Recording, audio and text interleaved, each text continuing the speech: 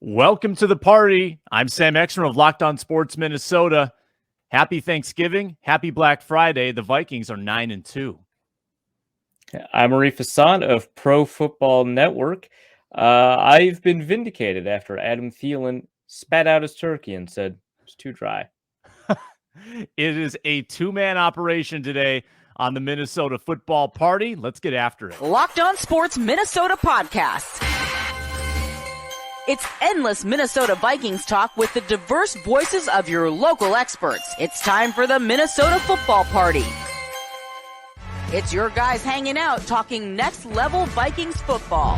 So join in with Pro Football Network's Arif Hasan, Locked On Vikings Luke Braun, Superior Sports Talk's Luke Inman, and Vikings insider Sam Ekstrom, plus the biggest names in Minnesota football for the Minnesota Football Party. And it starts now. Welcome to the Minnesota Football Party. I'm Sam Ekstrom along with Arif Hasan of Pro Football Network.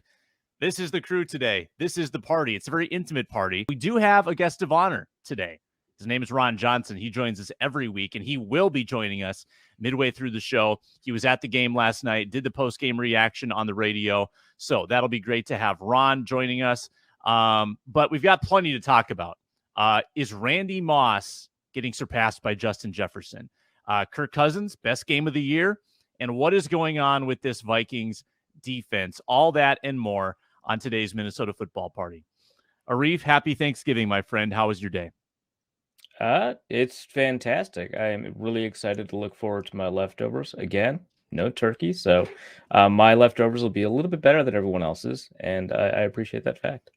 Before we talk football, I mean, you tweeted out a brilliant spread of food that apparently you prepared on your own yesterday. I know you're kind of a foodie, but that was an impressive look, dude. On my own would be a little bit of a disservice to my partner Chelsea, but the two of us, the two of us, everything but the Hawaiian rolls, which of course we bought. You cannot beat King's Hawaiian. But yeah, no, you go with the savory butter rolls? No. The King's Hawaiian are sweet. I think they use like pineapple juice in the dough or something like that. Wow. I strongly recommend them. They're delicious. They're like my favorite, like off the shelf bread. That's outstanding. I as well had a big spread at home, went to the game. They had plenty more that I could have eaten. I just went with a salad. I was not going to go round two of the turkey and the gravy. It would have been round two for you. Okay, I was like, you had a free Thanksgiving spread and you didn't take advantage of it. Round two, I guess I understand. It would have been round two within about 3 hours, and that for me is a little bit much. I get that. And we'll tie up this thread as well. The Thanksgiving food draft and the vote has come to a conclusion. I got walloped, right? I got third. The winner was Team 3, and that was Sam Ekstrom. Yeah. You had a great draft. I mean, I came out of it thinking you had a phenomenal one. And if I, was a turkey guy, I would have voted for yours easily. Vikings beat the Patriots. They're 9-2. How do you view that victory compared to past victories for the Vikings this year? It's an interesting one because it followed the same script, right? In fact, I just tweeted out an image about how the Vikings games all seem to go the same way. But I don't know. It follows a lot of the same script. I guess the Vikings were much more consistent, than they usually are, right? The second and third quarters of a lot of the Vikings games this year have been duds. But I don't know. I guess in this game, the second quarter wasn't so bad. So that's one way to put it. I think that you take a look at kind of the statistics on the page and you say, hey, Kirk Cousins had a phenomenal game. And that's fair. I think that Cousins was very honest about what he thought about his game in the post-game presser, and I'm kind of aligned with his thoughts on that. Yeah. Actually, the exact same throws that he was worried about are the ones I'm worried about. But I don't know. It's really difficult for me to parse what this game means for me in terms of who the Vikings are from the previous several games, except for the fact that the Patriots have probably the best defense the Vikings have played all year. The Vikings were still able to put up points. So that's like a nice caveat to all of this. Like, hey, the Vikings still kind of looked out of sorts, but they put up a lot of points. And looking out of sorts and putting up a lot of points against the league's best defense is a lot different than doing it against Detroit. Yeah, if you look at this score, it's basically the same as the Cardinals game. 34-26 in that game, 33-26 last night. I still felt like the defense regressed last night.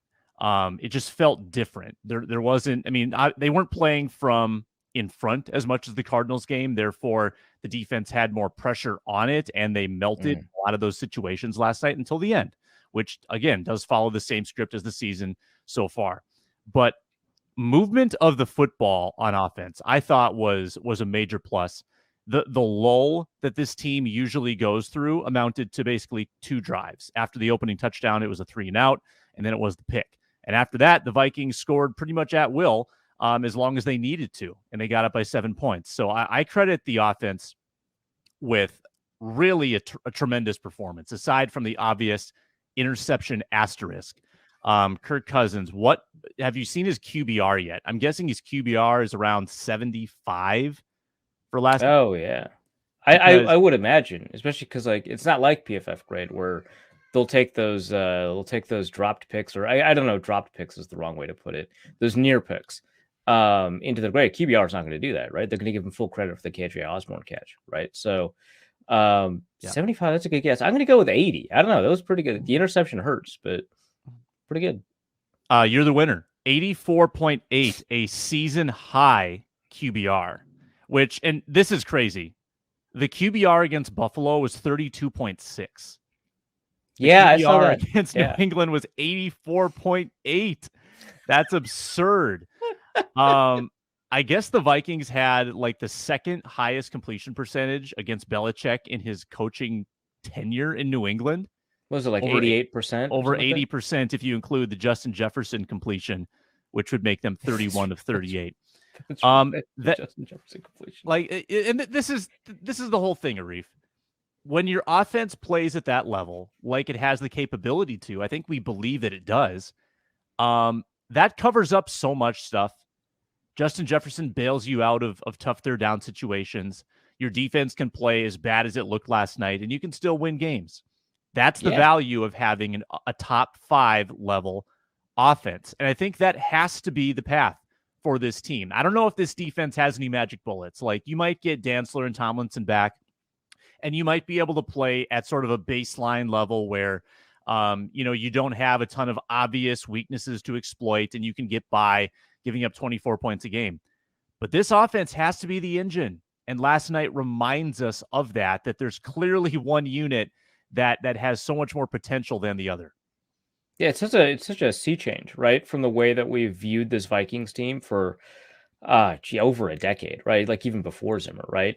It is really kind of, you have to wrap your head around this. What's really nice though is that the team is really well set up to do that, not just because they have Justin Jefferson, Dalvin Cook, and Kirk Cousins. All that's true, but they also have a bunch of really great game planners as coaches, right? I think that there's been a lot said by me sometimes about how poorly they do in terms of in-game adjustments, right? This is the reason that we're so often frustrated with the second and third quarter, how often the offense doesn't seem to adapt to what's happening around it. But heading into, I say there's very few complaints I have about the way that they prepare heading into a game. Maybe adjusting, that's a concern. But heading into the game, they often come in with a great game plan. And here, I think, is a perfect example of that. Yeah, I could have used fewer screen passes. That's fine. We could have all used fewer screen passes.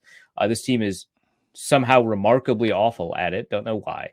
But if you take away, I put this in my recap piece. If you take away all the screen passes and you take away all the play action passes, because it's not fair for the statistic I'm about to spout, the Kirk Cousins averaged 2.44 seconds per drop back, right? And that's reasonably quick, especially for Cousins, who tends to hold on to the ball quite a bit longer than a lot of other quarterbacks, mostly by design in terms of the way that the offense is structured for him. And that is probably around 6th or 7th in the league in same circumstances, right? When you get rid of play action, get rid of screen passes, it's about 6th or 7th in the league for this game. So that to me tells me that, they were pretty concerned about not having Darisaw, right? They were pretty concerned about Matthew Judon, right? They were concerned about, Uche on third down.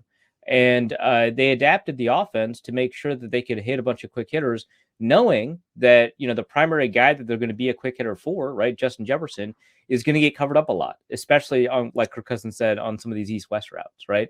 And so, the Vikings did a really good job finding a way to get rid of the ball quickly to a bunch of different players. And in doing so, I think, we're able to move the chains in a way that I think they should probably explore when Darrisaw comes back, right? Because they have not been consistent on it. They've been extraordinarily explosive, but they've not been consistent on offense. And if this offense can be both consistent and explosive, it's a juggernaut. It can do so many amazing things.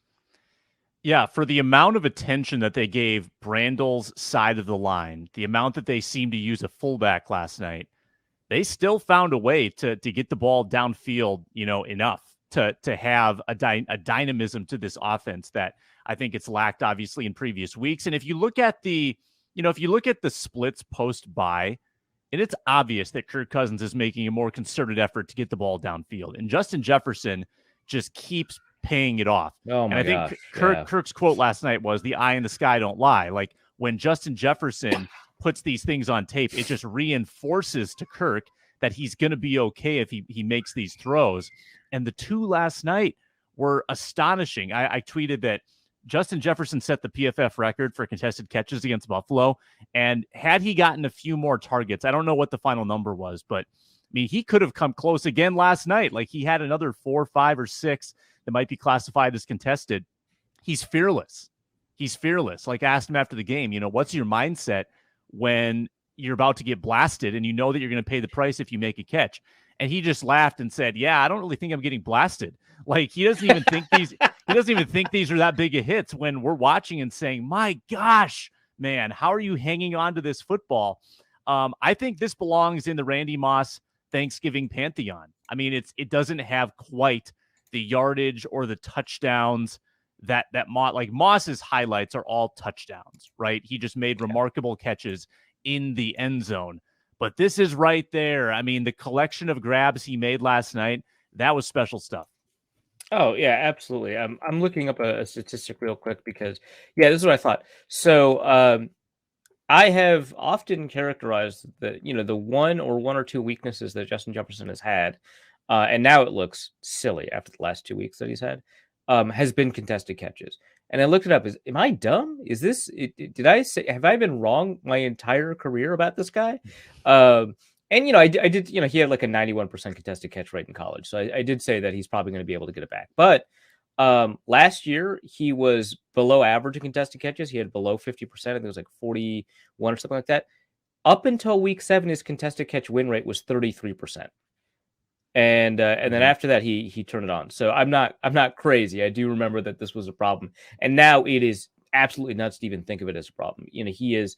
I don't know if you could say he's turned it on another level, or the Vikings have given him more chances, or what is it? It could be variance. I don't know. He's having a really phenomenal stretch of games. It's going to cement, I think, his legacy in a way. Like you just said, right? That Randy Moss's Thanksgiving game is part of the lore of talking about Randy Moss. Well, in a game where Justin Jefferson passes Randy Moss's record for most receiving yards through 3 years, right? And he's got like 6 games to go, right? Mm-hmm. He did it before Moss. Moss had 48 games. This is done in 44 games, right? It seems appropriate that he was able to put on 1 or 2 games that have the same significance in the story of Justin Jefferson, right? Just the way that he was able to string together, especially through these double teams, especially against a cornerback as talented as Jonathan Jones, right? For him to be able to set up the Vikings for so many scores in such a spectacular manner, I think it is really big in terms of the way that we talk about Jefferson. I know that Lindsey Young, one of the VEN reporters, tweeted out, sometimes I forget, and it hits me late that I'm covering this generation's Randy Moss. It is wild. Mm-hmm. And it's hard to make the comparison, right? Because Randy Moss is the receiver, right? Like in the same way that, when people talk about who's the best receiver of all time, 2 names come up. It's Jerry Rice and Randy Moss, right? Unless you want to be like a history nerd and be like Don Hudson or something, right? It's those 2, right? And the further away we get from their careers, the more people gravitate to Randy Moss because his skill is obvious. There's no way to get around how dominant his highlights are. Remember the NFL tweeted out just his touchdowns and it was a 10-minute highlight reel? His like 50-yard catches. It was like a 10-minute. Yeah, that was it. Yeah. It was just like, what in the world? And so like who he is as a receiver is spectacular. And everything that he does on the field is explosive and bombastic and easy to remember. Whereas Jerry Rice, would get all of these yards in ways that are relatively mundane, and his power was in his consistency, right? Well, Jefferson's kind of in between the two. He has these spectacular highlights, but he's got this remarkable consistency. I mean that stylistically. I don't think Jefferson's as good as Jerry Rice, but hey, he's on the path to be, right? Like this is a remarkable career that we're watching unfold in front of us.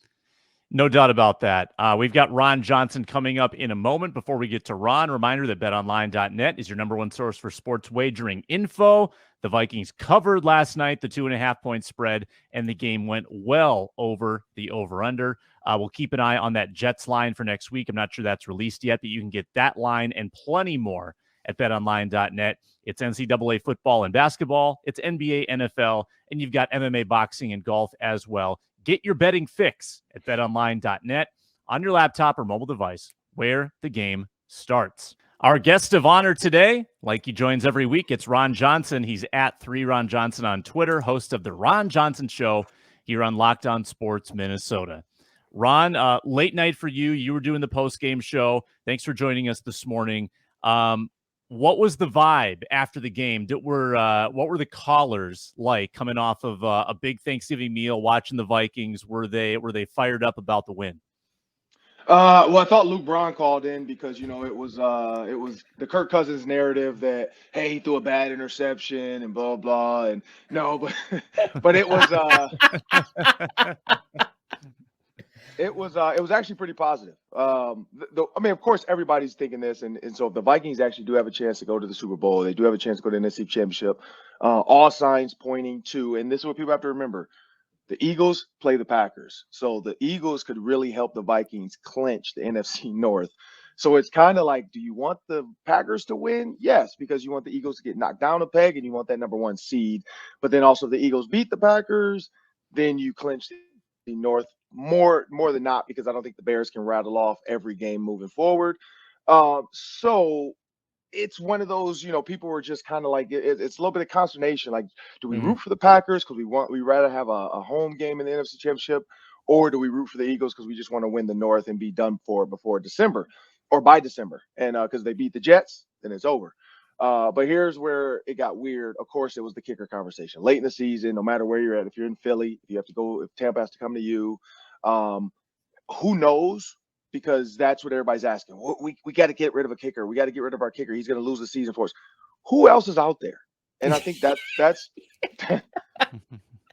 that's where I'm confused at, because I'm like, who else is out there? What other kickers out there? I mean, everybody has a job. I know there's like two teams with two kickers, but it's too late to trade. So honestly, like it's one of those things where you have to ride this out. Like, unless somebody gets cut, or some, college kicker they work out, they're like, you know what, this guy at least will be consistent down the stretch.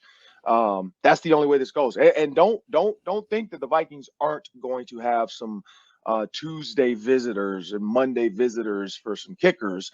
Just see what's out there, because there are some free agents out there. You can look at the list of names. There's some old guys, there's some young college guys have done it. But the question is, where does it go from there? Like, who do you actually get? And then if they do, this is the thing. If they pull the trigger and they don't keep both, because if they do it, I would say keep both. Have Greg Joseph and another kicker, like a lot of teams do, because a lot of teams have like our field goal kicker, and then they have their extra point kicker, or they have their kickoff guy. And so if you're going to do that, I would keep both, just in case that other guy is not as good as they thought. Maybe he can make the 25-yarders, or from the 25-yard line, but he's not the guy from 50, 49, so on and so forth. So yeah, that's the only calls we really got were kicker. And then, is this the worst 9-2 team we've ever seen? I think that was another one. Man, I thought you said it was positive. That sounds really, really depressing. I mean, it was. We went to like 1 a.m, so that was just like 2 of them. But that a lot of people, like the talkbacks, kind of said the same thing. But no, most of the people, their whole process was kicker, and then, is this the worst team ever? I had a mastermind plan off air that I knew would never work, But I was like, I'd love to see Kevin O'Connell's offense and Mike Zimmer's defense in its prime together. And I got a little bit of pushback just because people were like, like Mike Zimmer's ego, there's no way he would ever coach for Kevin O'Connell. If he had bought Kevin O'Connell in his offensive coordinator sooner, there's no way he would have given him the reins to the offense. So I think that's the problem with it. Yeah, I guess I don't know. Zimmer is primarily a football coach. Like, he just likes to coach football. I think if the Vikings offered, which they wouldn't, right? But I think if the Vikings offered him a defensive coordinator position, I think he would take it. Honestly, genuinely, I think he wouldn't have a problem not being a head coach. I don't think he enjoyed being a head coach. That would set the world on fire if that happened. Yeah, no, it would. I disagree that he would accept it. I think Zimmer's kind of a grudge guy. Like, I think he still looks at his old organizations. Like, look at Bobby Petrino. He still hates Bobby Petrino with Atlanta. Well, he's right about that one. That's a difference. He's right about that one. Yeah, fair enough. He'd have to deal with the Wilfs, but so yeah, two things, Ron. Number one, I think you got to cheer for Green Bay on Sunday. I mean, there's plenty of time to clinch this division. Yeah, I think you need to, and it's a win-win because if Green Bay loses, you can clinch the division next week. But I still think that you need to cheer for the Eagles to lose first and foremost. Second of all, I looked up the Greg Joseph extra point stats. When he was in Cleveland, he was third from the bottom in extra point percentage. Last year, he was second from the bottom in extra point percentage, and this year he's dead last.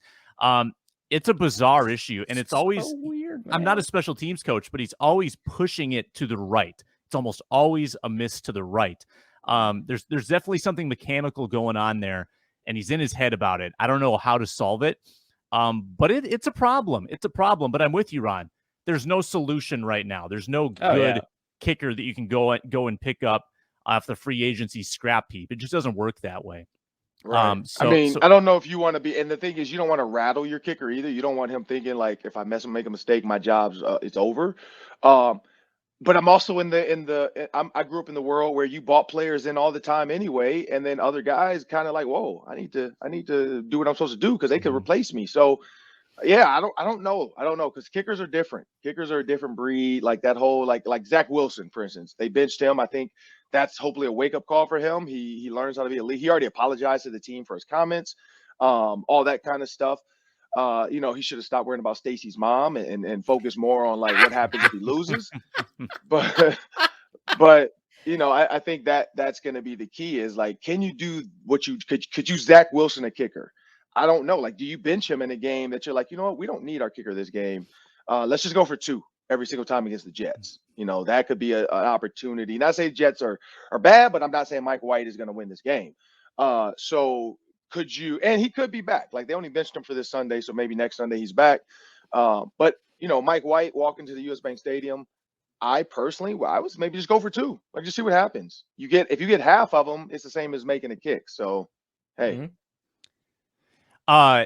Ron, I want to get your take on another special teams topic. We haven't talked about it yet. The kickoff return by Wongu last night. I'd say maybe the most critical play of the game. I mean, New England marches down, scores to start the second half, and I think you're feeling pretty deflated at that point. That, to me, was the turning point in this football game. What are your thoughts on that? Yeah, so it was a money ball moment for me. I walked down on the field right on that drive, and usually I try to get different angles of the field just so I can get a feel for it. And so I went down to the floor suites because I knew someone, so I kind of walked in and just stood there, like right on the field. And I was trying to figure out, like what's going to happen? Is the defense going to come out and stop them? But the defense literally drives down the field and absolutely just destroys the Vikings defense. Sorry, the offense drives down the field and destroys the Vikings defense. I'm standing right behind Justin Jefferson and Adam Thielen, and you see both of them come back, grab their helmet, kind of slam it on. You see Kirk Cousins warming up angrily with the quarterback, number 12, Mullins. And I'm like, man, this offense. And so I thought Justin Jefferson was going to go Super Saiyan. Like, I thought he was about to have a Goku type moment. Sorry for the anime fans. I don't know if I used it right. I don't know if Goku goes Super Saiyan. Good. I don't know. But I thought it was going to be fire. I mean, those moments, fire from his hair, and he's about to just go light the football on fire and run through 7 guys. Kade Wangu backs up, catches it, boom, and I'm watching it up, and then I'm looking. He runs right by us. We're looking up like, oh, he didn't step, because I thought he stepped out of bounds at first. I was like, oh, he might have stepped out of bounds. no flags. I'm like, I've never seen a kickoff return with no flags. I'm like, oh, and it was a touchdochdown. Some controversy though. Somebody thought there should have been a flag. And Justin, well, yeah, because CJ Ham. Hey, and I said CJ Ham. I've said free Ham, so maybe that's his way of saying, hey, free me. I'm blocking like crazy. Yeah. But when you watch Justin Jefferson and Adam Thielen turn, their whole demeanor changed. They took their helmets off. They were smiling. They were laughing. You saw Kirk Cousins kind of like, pound his chest a little bit, like, okay, we're good. And then they actually sat there. You can see Thielen kind of, I don't know what he said, but he kind of must have said, like, man, I'm going to get stiff, because he had been stiff. Because, for his old guys, you can't stand around too long. And that was a long stretch, because the defense had to go back out there twice, and the offense hadn't been able to go back out, and they had points on the board. So it changed the whole scope of the game. I think it deflated the Patriots a little bit too, because they had won the previous week off of a punt return. And so now to lose theoretically off of a kickoff return, that stung a little bit.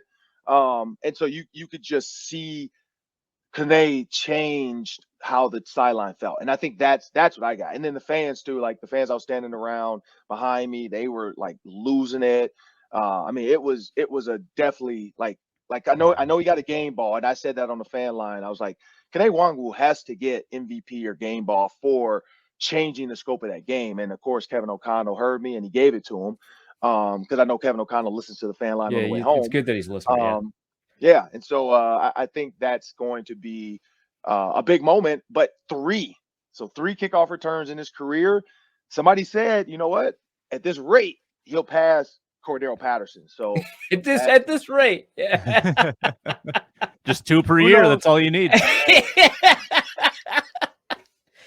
No, I know that Cousins had mentioned that they may have seen something and adjusted the way that they were handling kickoff returns at halftime to kind of break that one open. So, first of all, one of the most underrated contributors to the Vikings this year is special teams coordinator Matt Daniels. He's been doing a phenomenal job. I cannot stress that even as the kicking game has been disappointing, everything else has been great, including kickoffs, right? Which includes a kicker, right? He has been absolutely stunning. So, that's a big part of it. You mentioned Justin Jefferson going Super Saiyan. Sam and I were having a discussion about kind of the way that people will continue to remember Justin Jefferson, right? Because he just passed, Randy Moss in terms of most receiving yards over the course of 3 years, helps being in a little bit more of a passing friendly environment, in 2022, but still, absolutely, stunning performance. And we're entering the arena of blasphemous conversations, right? Lindsey Young, Vikings reporter, was like, hey, we're seeing this generation's Randy Moss. When can we have a conversation about it? I mean, he's passing a bunch of Randy Moss records. Same way Randy and T.O. talked about Jerry Rice, not to the end. Like, you can't. Like, out of respect, you can't do it to the end. Like, you got to, because again, we're saying this, but what if when this $200 million comes up, he disappears like the meme and he's just like, if his agent sits down with the Vikings, is like, hey, this is what Justin wants, because look at what Cooper Kupp's got. Cooper Kupp took a team-friendly deal. But look at what the market bears. I mean, that's what this is about. What can the market bear for a receiver of his caliber? If he leaves after 4 years, conversation's out the door. People will never bring it up again. They're never going to say he's – now, other people, yes, they will eventually, have that conversation, Randy Moss, T.O., Jerry Rice. But as far as Minnesota Vikings history, no, he's going to go right down with Stephon Diggs. Great receiver, one of the best in the league, but he's with them. So, again, I always say let it play out, because that's one I could never – and Randy was I mean, they called him a freak for a reason. He was a different beast. Like, he was the same animal as the rest of us, but he was a different beast. Like, he was a totally different, like, his Thanksgiving game. And that's why when people say, oh, is this a Randy Moss type Thanksgiving game? Hell no. Like, you have to understand what Randy Moss did. And who did I just talk? Oh, Leo Lewis. And Leo Lewis said that, like, he only had 3 catches, like 3. That was it. And then I saw Michael Irvin, because Michael Irvin said that game, Michael Irvin was the old dog, and he was like, his job every game was to be the best on the field, best receiver on the field, regardless of team. And he said that day, he got me. The young kid got me. And he's like 3 catches, 163 yards, and 3 touchdowns. And he was like, and Mike Irvin was like, man, I had like 10 catches, 135 yards. Nobody knows. Nobody knows. Also, I think people forget. That's another TikTok trend though. Like they're not gonna know. They're not gonna know. Yeah. Like it's Randy Moss. Like if you get 3 catches, they're not gonna know. They're not gonna know who Michael Irvin is. Nobody knows Michael Irvin had 10 catches. I didn't know until Michael said it himself. So that's amazing. Yeah. that's what Randy Moss did. I don't think Justin Jefferson's there just yet, but he's getting there. Like he's on that mountaintop right there because I think in my opinion he's past OBJ. I think he's past Tyreek. He is the best in the league. I think in my opinion. You look at Cooper Kupp, injury did hurt a little bit, but he's there. But he's not like those dudes are on a different. They're on a different. They're sitting on a cloud. There's God, then there's Randy Moss, Jerry Rice, T.O., then there's Justin Jefferson at the top of the mountain, and then there's everybody else. Like, they're up on clouds. He's right at the mountaintop looking at them, though. He's close. Yeah. I mean, it is daunting to consider like what Justin Jefferson would need to do, I think, to be in that kind of rarefied air. Like he's got about 4,200 yards in his career. He's got to multiply that by 4. Yeah, to get in the Randy Moss and T.O. and Jerry Rice is like untouchable from a yard. Oh, there's no way. 22,000 yards. That's this dude so much. This dude was getting 1,000-yard seasons when he was like 37. Man, there's no way. Yeah, I think Ron laid it out well. Like it does come down to like how does Justin Jefferson just continue to handle the fame, the money, the notoriety, the media attention. I mean, that does play a massive factor in guys' longevity. And so far, he's handled it wonderfully. And he was amazing last night. Yeah. Ron, I want to ask you about the defense because we haven't talked about that yet. Yeah. I guess what's your concern level that the Vikings defense made Mac Jones look like Tom Brady for a big chunk of that game? That's blasphemous. First of all, never put Mac Jones and Tom Brady in the same paragraph. I don't even say sentence. They should be in the same book report. I don't want them in the same book report. He looked pretty good. He looked pretty good. Did you see all the way the Patriots beat reporters were treating the draft pick when he was drafted? People were like, "Hey, Bill Belichick found his new Tom Brady." Mac Jones got drafted and walked to the stage like the principal of a school that knows that some students are listening to Bon Jovi too loud or something in the hallway. Like he just looked super stern. Like he had the black tie, like he was about to go flashy thing somebody. Like, come on, man. Like, don't ever put him in the same. Don't put him in the same sentence with Brady. But no. So this is what I look at the defense with the Vikings. So when you look at the Vikings defense, and this is why I'm perplexed, I guess I'd say, because I get confused every time I do this because I walk on the sideline. And I look to my left, and there's the family section. And if you go to my Instagram, that's 3 Ron Johnson on Instagram, I have a video of Caitlin Thielen, and she's with Adam, and her and I were talking, and she's like, "Yeah, we don't have the kids tonight. We got a babysitter since it was Thanksgiving. It was a night game." And she's like, "I don't know what to do. Like, I don't know what to do without kids." And so her and Adam are taking a picture together, and it's super awkward because they're so used to like kids, and so they're both like, "Who do we look at? What do we do? Should one of us take a knee? Like, what do we do?" And so we were joking about that. And then like you look over to your immediate left. And there's this dude that looks very familiar, and I couldn't figure out who it was. It's Wade Phillips. Like Wade Phillips is just chilling with the families. Like he's just a normal dude. Like, it reminded me of Michael Scott or something from The Office. Like just would be chilling with a polo on, just hanging out. And I'm like, why is this dude just hanging out with the family section and not sitting next to, coach up there in the booth? Like, this is what I see. This is what I would do in this moment. This is how I would stop this defense. And so, I talked to Ben Lieber about that. Ben Lieber said Coach Phillips had the best defense felt like the best defense he had played for because he simplified it, but it was also confusing. So it was confusing simplification, whereas it was simple to the defense, but it was confusing to the offense they were going against because of just alignment and assignment. So if you think about alignment and assignment, moving guys around, he said Wade Phillips was great at it. And so I just wonder that, like, at what point does Wes Phillips, call his dad and say, "Hey, Dad, I'm over here talking to Coach Donatel, and he's telling me we should run cover 2 man with a spy. What do you think, Dad?" Now, I don't know if that was step on toes or whatever, but like, you have a really good defensive mind that probably would do it for the fun of it because he's coaching with his son.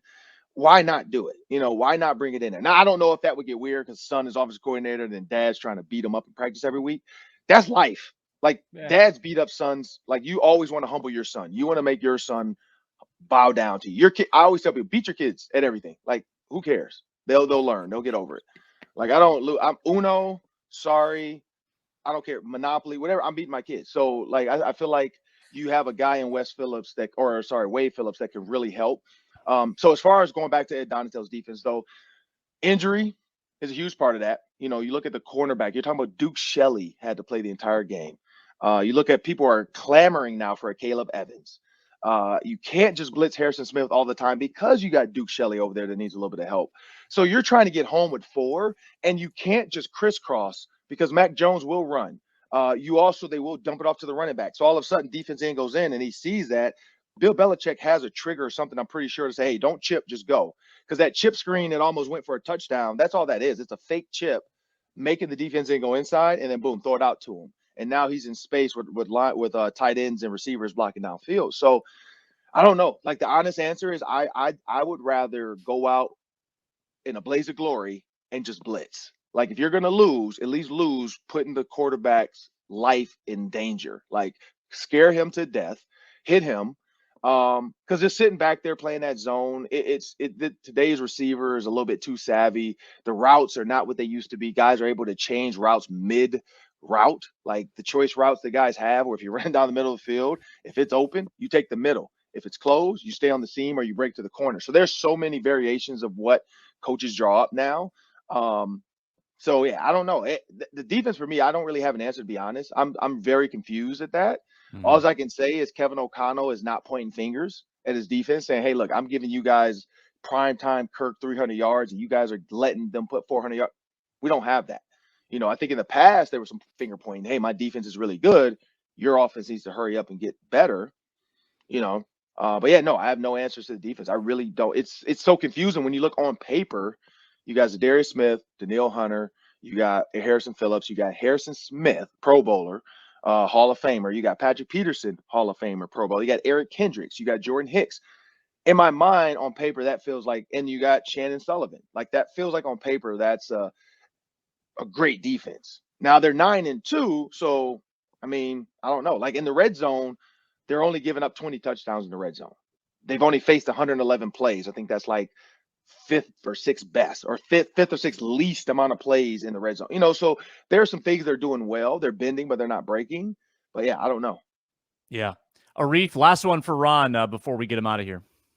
Yeah, no, I was just kind of wondering, like, one of the big elements for the Vikings in this game, going back to the offense, was, you know, the ability to get everyone else involved in a way that we didn't see, you know, like, for example, the Eagles and Lions game in particular, but the way that we haven't really seen, while still allowing Justin Jefferson to go off for 139. People like Adam Thielen, people like KJ Osborne, who Osborne may have had the catch of the game in his one catch for 8 yards. That was pretty great. But, you know, obviously TJ Hawkinson got more involved. I feel like this offense, you know, it has been fun to watch, right? It has been a phenomenal offense. We've had some great moments, but it feels like this offense is not ready for the playoffs unless it gets those people involved, unless we see much more Adam Thielen, unless we see much more KJ Osborne, unless we see a good dose of TJ Hawkinson. How can the Vikings make sure that that continues to happen? Because it feels like sometimes they just get stuck on, and I understand why, it's Justin Jefferson, but sometimes it feels like they just get stuck on trying to get the ball to Jefferson. How can we see more of what happened in this game? Oh man, so it's going to be one of those things where you have to the first 15 plays of the game. Kevin O'Connell's the best in the NFL. We know he struggled in the third quarter. They're the worst, or were the worst. I haven't done the numbers yet. I'll wait till after the Sunday's games, but I think he was one of the worst bottom 5 third quarter offenses in the NFL. And so when you look at that, I feel like the first 15 should be scripted, and then the next 15 to start the half should be scripted. That's just me. Because clearly when he's writing stuff down and putting a play plan together, he's the best. Like he literally is the best in the NFL.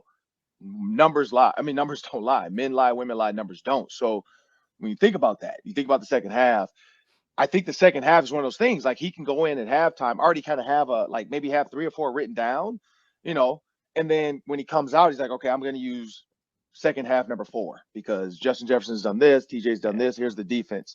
I think that's got to be the way. But yes, you look at KJ Osborne save Kirk Cousins from a possible pick 6. Like that was a one-handed interception waiting to happen. And KJ kind of like, it was like Spider-Man in slow motion. I love to actually see the slow-mo to see how fast KJ Osborne's eyes moved when he looked down. It was like, oh wait, this dude's got the ball. Let me take this from you. just pull that in. Yeah, he's like, I'll take that. It. You get off me. I'll take this. Because it was, I mean, literally, KJ turned and Kirk threw it early, and everybody's like, oh. And then he had it, and KJ just took it out the breadbasket. Like, I'll take that. TJ Hawkinson, what are you I doing think, with you that? know, yeah, like that's mine.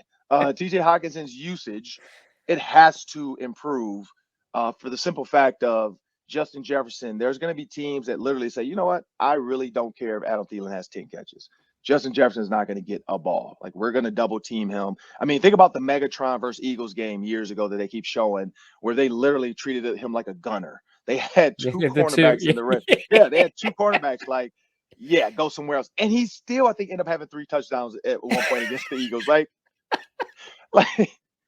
Like that dude, like I saw that highlight the other day, and his size compared to that corner, he legit looked like Megatron. Like, I don't know if anybody else is a Transformer fan like I am, but Megatron is way bigger than Bumblebee and the rest of those guys. Like he looked like Megatron versus Bumblebee. It was like, you know, get over here. Like it was just, it was scary. Like, you know, but when you think about the way Justin Jefferson and his offense goes, it goes through Justin. We know that now. But you're going to have to keep Adam Thielen at that, like 8-9 catches. You're going to have to keep TJ Hawkinson at 7 to 8 targets. I still have not seen, and he did try it. TJ dropped the ball, but I still have not seen TJ really grasp the fact that I can be the one receiver by myself over to the right. I can bunch Justin Jefferson to the left with Thielen and KJ Osborne. And now you have to pick your poison. Do I put 6 guys over to the left where I'm because I got to rush 2 of those 6, and then 4 are going to cover 3. And then I only got 1 guy out here on TJ Hawkinson. That's what I'm interested to see. I'm interested to see what that looks like. I also haven't seen a lot of red zone shifts. And when I say that, I mean either go nasty or get wide. Go nasty just means get really tight. Tight splits, but like coming from wide to nasty to see what happens, motion, and then go back wide and see if you can get a better look. Because what happens is when defenses, a lot of teams do this, which means vanilla or whatever, or here's our call for this. If you go right back to it, a lot of teams don't know how to get back into that call. And that's what I think, who did that? Oh, the fake go that Peyton Manning would do. That's what he would do. He would start off in one, shift, get a fake go, and then go right back to it because he's like, now I know I got them in what I want them in because I want them in something basic so I can get this look. We haven't seen that, and I know Kevin O'Connell has it because I know he's a mind quarterback that thinks about that kind of stuff. Dan Orlovsky's brought that up, that Kevin O'Connell knows that kind of stuff. So I think usage-wise, it's coming. But again, it was only 66 plays this game. That's 10 targets for 2 people, 8 targets for 2 others, and then you still got to give Dalvin 20 plus carries. Yeah. So there's only about 40 targets going around. Who do you give them to? You can't, if there's ever a 10-10-10 where all 4 get 10 targets, hey, he's living right. We're eating. Yeah, but it's not going to happen that way, and we know that. And also another one I'm still confused about is why isn't CJ Ham playing max protection? Like, Dalvin Cook is a great running back. He's not a great blocker, though. If you know you're going to pass, if it's 3rd and 7, you know you're not going to run the ball, just bring CJ Ham in instead of Alexander Madison and I get it. You want to dump it off to one of those backs because they might get you a first down, but CJ Ham can too. You can do that. I feel like he's less looked at. Like, they're not going to put a linebacker on CJ Ham. They're going to just come and boom, and he bounces out. Now CJ Ham's in space, and we know he can run in space. So, yeah, that one still throws me off because as far as a blocker and if you want to go 6-man protection, I think CJ Ham's your guy. But again, that's just me. I'm a little partial to that, so we'll see. Yeah, I really like that Y ISO idea that with Kelsey and Kittle, that they've been doing with the tight end split out. That's really good. They kind of did that nasty to wide thing on the Hawkinson touchdown last night. They went 9 on the line with Cousins under center, Dalvin in the backfield, and then they leaked out Hawkinson to the pylon. That was a nice play. Ron, thank you for joining us at 3 Ron Johnson. The Ron Johnson Show Monday, Tuesday, Wednesday, and the Roundtable on Fridays. Happy Thanksgiving, Ron. Have a good rest of your weekend, man. All right, and I hope everybody that's cheering for Wisconsin, I hope you lose your voice. Go get the axe. There it is. There it is. Skyuma. Oh, yeah. All right. Thanks, Ron. Good stuff from Ron Johnson. Hey, make sure to subscribe to our YouTube channel. If you're listening to us, you can watch us on YouTube. And if you're watching us, you can listen to us. We're free and available wherever you get your podcasts. But if you want to watch on YouTube, You can check us out at Locked On Sports Minnesota. Like, comment, subscribe. Let us know what you think of the show. Arif, big play that people are talking about, the overturned touchdown at the goal line. Hunter Henry catches the ball. It was the Jesse James play. It was Jesse James versus the Patriots in like 2018, I want to say. Subtle movement of the football, forced by the ground. What did you make of the ruling? It's a bad application of the rule. I don't even think it's the correct ruling, but if it is, I think it's a bad application of the rule. Just in terms of, the ground causing an insecurity in the ball and proving that you don't have control over it or whatever. I don't think the ball ever touched the ground, and I think it was close enough that I'm surprised that they overturned the ruling on the field. But even so, let's assume that it was clear and obvious, right? Given the positioning of the hand, given the ball movement, that the ball did, for a brief moment, tap the ground, and as he's spinning up, the ball moves a little bit. It just feels like it's not in the spirit of what we would call a catch, right? So I don't like the ruling for the very technical reasons that I think it was just called incorrectly. I don't like the ruling for the standard for, it was way too close. Why would you overturn the ruling in the field? I don't like the ruling because of what it means for like football generally, that we treat those things like not catches. So I think Belichick was right to be testy. I don't know if with reporters was the right way to do it, but that's who he had. That was his audience. It's not like he could do that with officials more than 2 or 3 times a game. So I get it. I don't like it. I do find it kind of weird that I've seen some Vikings fans say, "Hey, 7-point game, that's just a 4-point difference." Well, I mean, the rest of the game would have played a little bit different. Butterfly effect. Really fair? Exactly. Yeah. So I think that the officials were bad all game, and I think that it hurt the Patriots much more than it hurt the Vikings. Did hurt the Vikings though. They missed a couple of false starts, right? They missed a couple of calls, but I don't know. It was really bad officiating in this game. There was a missed face mask, Danielle Hunter on Mac Jones. Yeah. Arguably a missed hold on CJ Ham, although, I was talking to Luke Braun about this on the postcast. He it sounds like his hands were within the frame, even though there was some jersey pulling. Well, so I thought it was going to be a block in the back was supposed to be the missed call, not a hold. I think people were mad at Ham, but I could be wrong about that. Yeah. Well, I mean, either way, I thought that would have been a ticky-tack call. So that one I'm less, but if I'm a Patriots fan, I'm adding that to my list of grievances. Yeah, I mean, Patriots though shot themselves in the foot legitimately so many times. The face mask was legitimate on Jefferson. The face mask on Thielen was legitimate. The late hit on Thielen was legitimate. The roughing the kicker or running into the kicker was legitimate. Like, I mean, I think they just made so many mistakes. They made so many mental errors that very uncharacteristic of a Belichick coach team. Oh, I couldn't believe it. I couldn't believe how undisciplined they were in that football game. In a game where your quarterback played as well as and everyone was tweeting, like, Bill Simmons is tweeting like, "Wow, best game of the year for Mac." And that's kind of the way that it went for them with all those mistakes that contributed to the Vikings taking the lead. What did you make of Duke Shelley's admirable fill-in performance? It was an admirable fill-in performance, right? All he does is break up touchdown passes, right? I don't know. Where did they find this guy, man? It's the old Chris Berman on primetime. All he does is, and then Tom Jackson with the echo, break up touchdown passes. But yeah, I mean, what a find. I mean, if you what was he, a street free agent? I don't know how they found this Duke Shelley guy. But was he a UDFA with the typical UDFA class? I don't think he was was he on the 90 man? Let's take a quick look. Head over to our lads, who does really excellent archival work for this sort of stuff. Let's see, Shelley. No, he was not on the 90 man in August. Oh, so he was with the Bears for a couple. See, this is how little I knew about Duke Shelley. He was a Bears 6th-round pick of the Bears in 2019.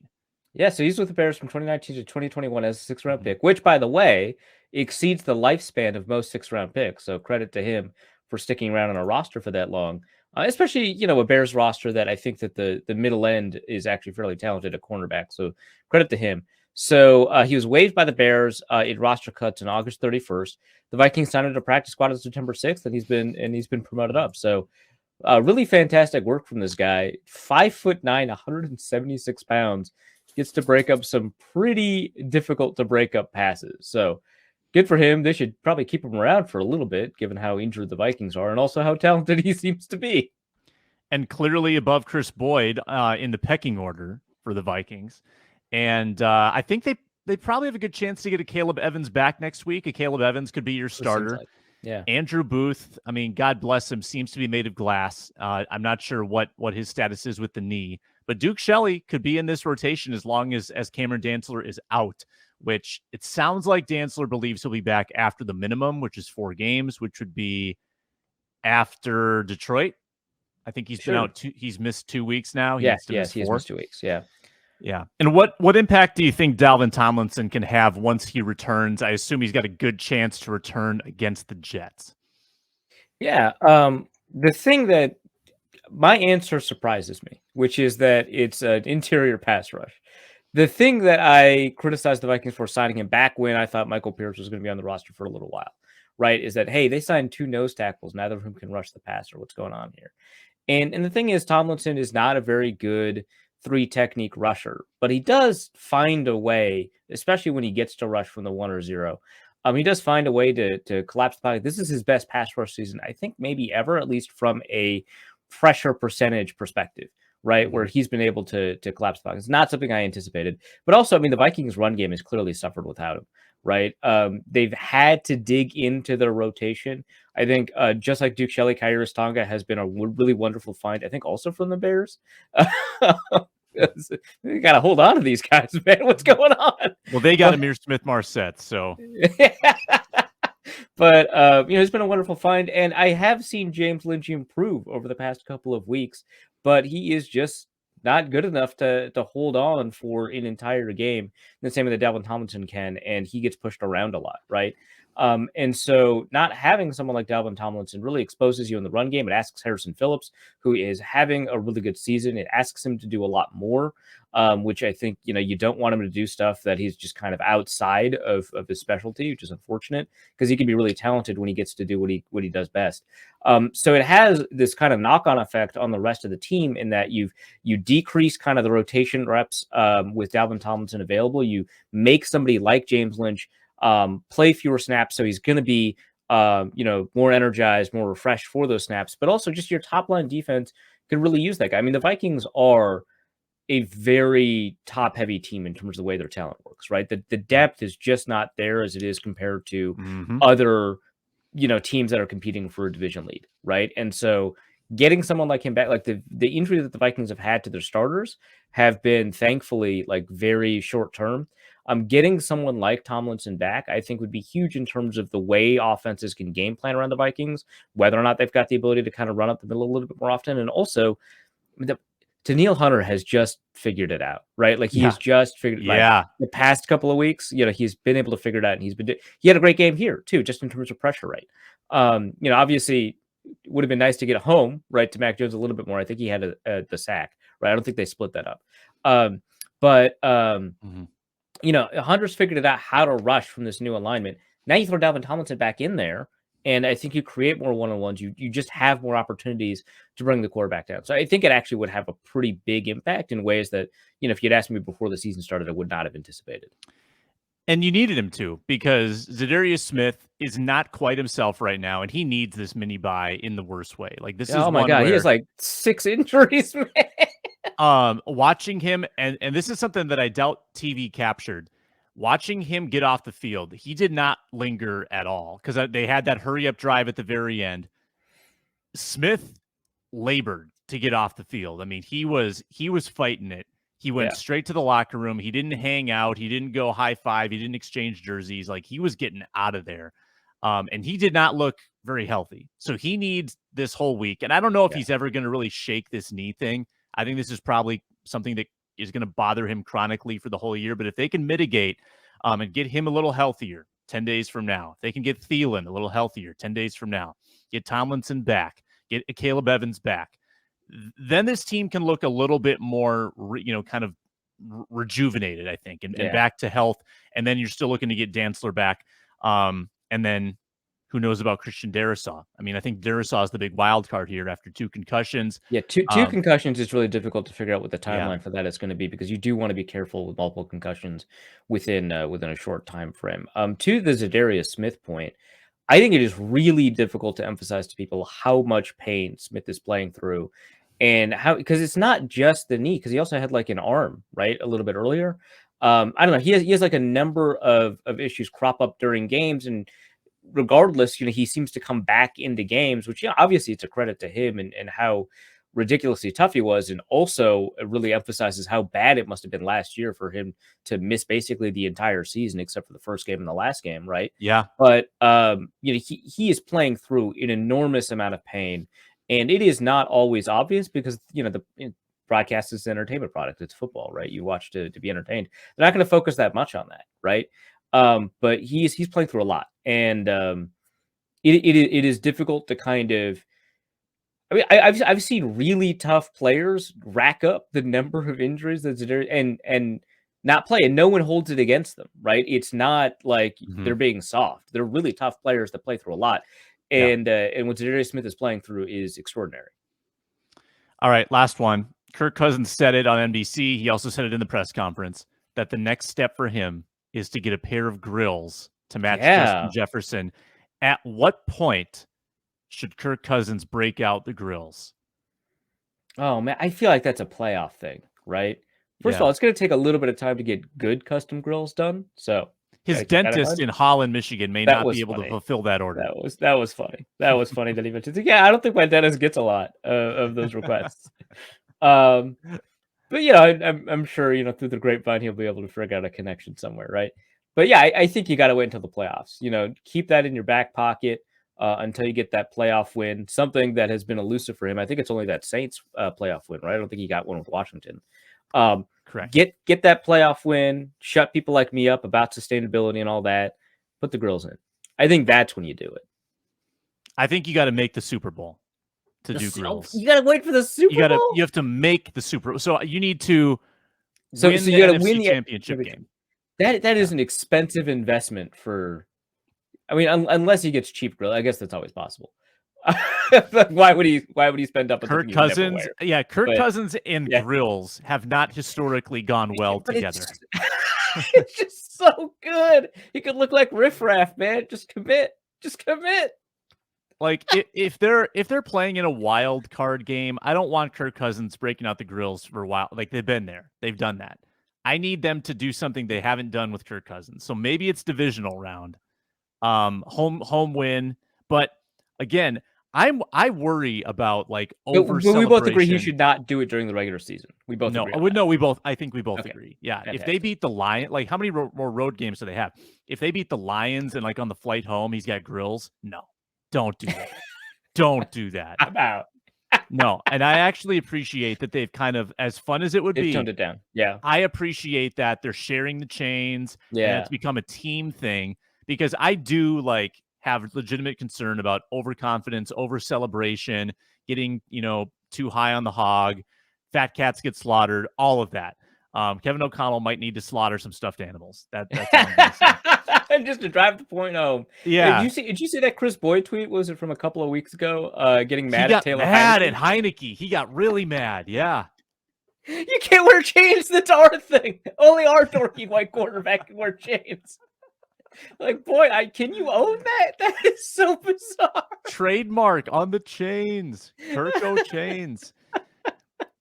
Arif, happy Thanksgiving. Happy Thanksgiving weekend, my friend. We're grateful for you, and we will talk to you again on Monday, hopefully with the 2 Lukes back with us, dude. Yeah, absolutely, man. Happy Thanksgiving to you and yours. All right. You can check us out on the Minnesota Football Party, typically Mondays and Thursdays. Today, a special day on Fridays. Check out Locked On Sports Minnesota for the Ron Johnson Show, Superior Sports Talk, and the Locked On Vikings postcast with myself and Luke Braun. He's Arif, Pro Football Network. I'm Sam of Locked On Sports Minnesota. Thanks a lot for watching the Minnesota Football Party.